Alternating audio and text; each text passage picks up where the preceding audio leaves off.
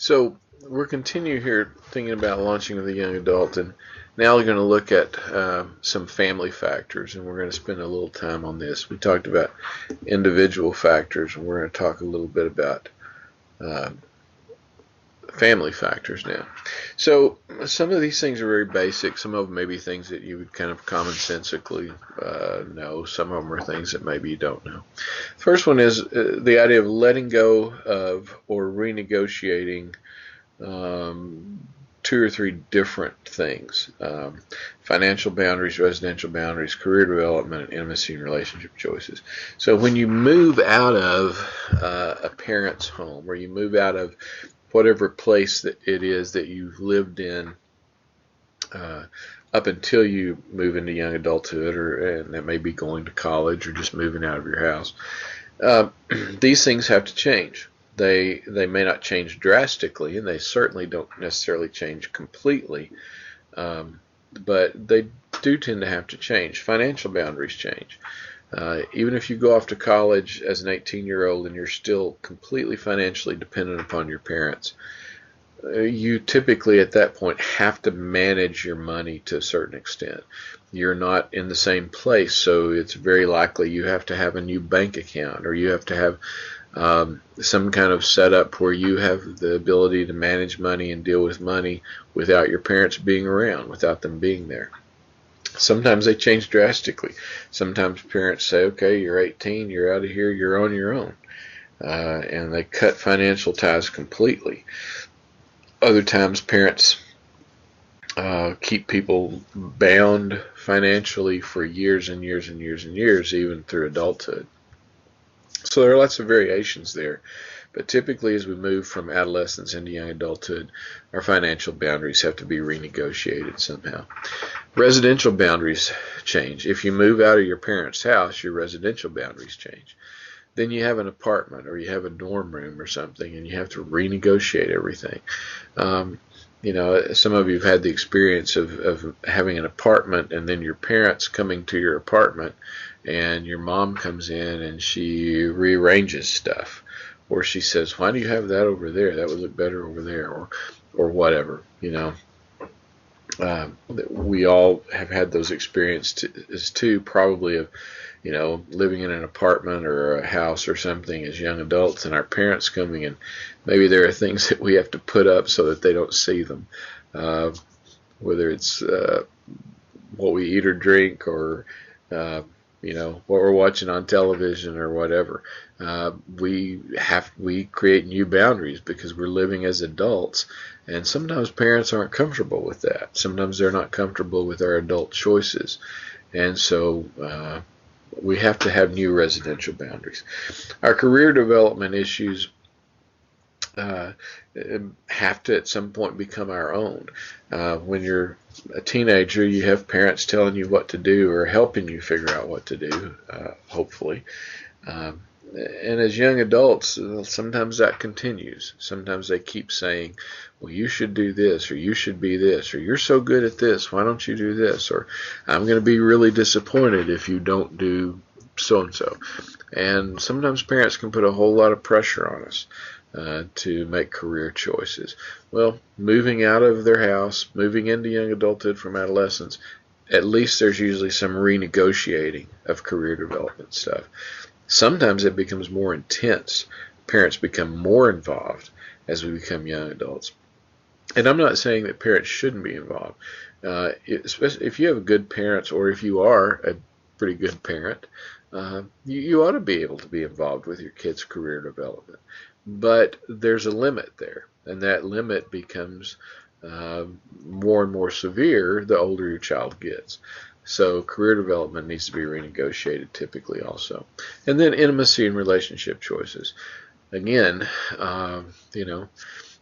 do you cohabit with someone? Do you spend the night with somebody? Does somebody spend the night at your house? Um, I can remember when we were in college, I had two roommates. We were all friends from the same hometown. Um, we were at A&M. We had some girls that were good friends of ours from our own hometown, and that were at Baylor. And it was really common, and most college people understand this. It was really common that, if they came to College Station for a concert or for a ball game or something, that they would spend the night at our apartment. So there would be the three of us, and the three of them, three guys and three girls, were all spending the night in the same apartment. Nobody's sexually involved with each other, but we stayed in the same apartment. People have been doing that forever, of course. But I didn't publicize that to my mother because even today she would be a little bit bothered by it, and in 1981 she would have been really bothered by it. So, there was some relationship choices there and residential boundaries there that I didn't share with her. And of course, there are lots of things we don't share with our parents when we're young adults that maybe they're involved in when we're teenagers. So intimacy and relationship choices become more independent, less involving our parents than they were before. More family factors. The way that our family responds to us moving into young adulthood is dependent upon the parent's ability to tolerate ambiguity, because the relationship is going to become more ambiguous. We're going to be trying to develop this adult-to-adult relationship, and yet in most cases our parents are still pretty heavily involved in our lives at this point. So the parents have to be able to tolerate that ambiguity. They have to be able to kind of be in limbo a little bit here. Some parents are good at that. Some parents are not so good at it. For almost all parents, it's kind of a learning process to get used to that idea. So this dealing with ambiguity tends to be a function of several different things.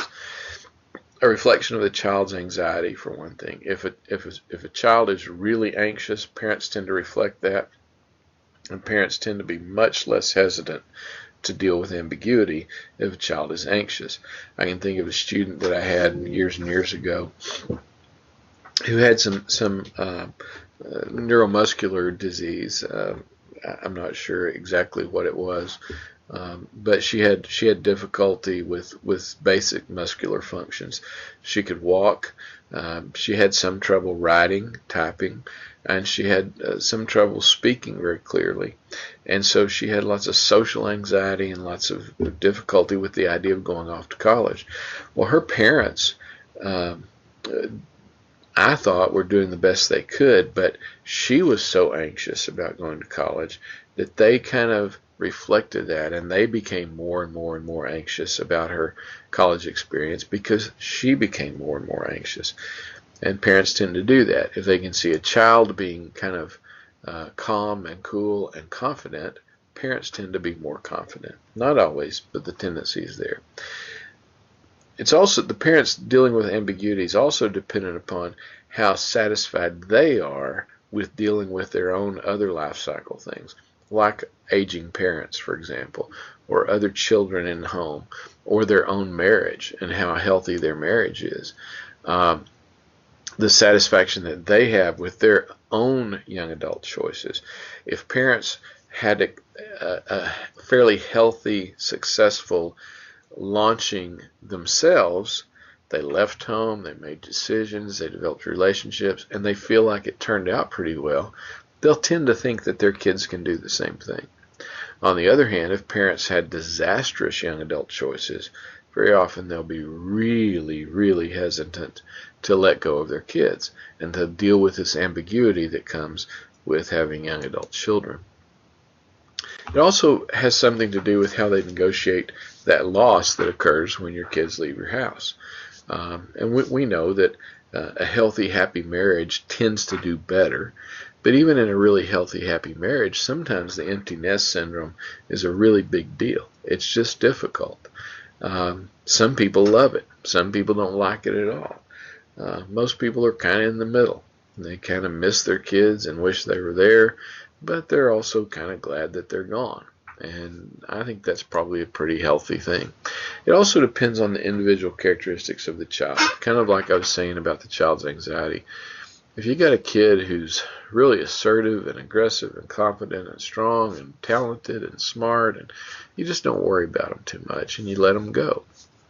On the other hand, if you got a kid that you know is going to have some difficulties with some things, maybe they have a learning disability, maybe they're just really shy, maybe they struggle a lot with writing or with reading, things like that. It's just harder to let that kid take off and trust that they're going to be okay. And of course, there are just an unlimited number of characteristics that we could come up with that might make that more difficult for a parent to deal with that ambiguity. We'll come right back and finish this.